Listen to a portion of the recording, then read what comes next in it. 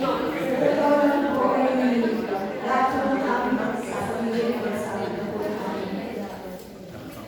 Sister Gerda. May kami po ako eh.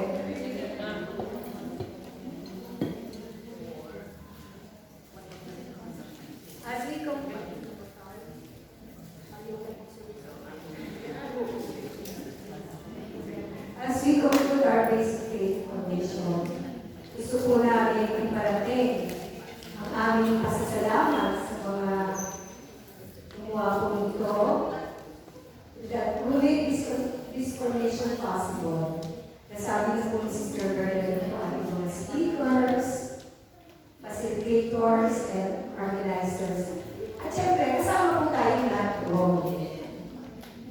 Sana po, manawa po sa pamamagitan ng gawain ito, mas mapalalim pa po natin ang ating paniniwala at pananampalataya at mas makilala natin si God sa ating buhay.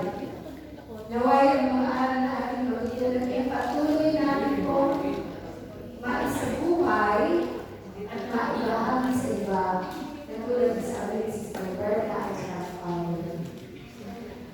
As your 2026 BFF President, I am truly grateful for the opportunity to journey kasama kayo. Maraming salamat sa inyong suporta, pakikisa at dedikasyon. May we continue to grow in faith, serve with love, may kasama ng pagmamahal. Nasabi ni Father kanina, marami pa tayo pagsulit sa magdadaan. And live according to God's will. Nasabi po ni Father, hindi ganun kadali ang mag-iisang pakikisa. Kasi we should be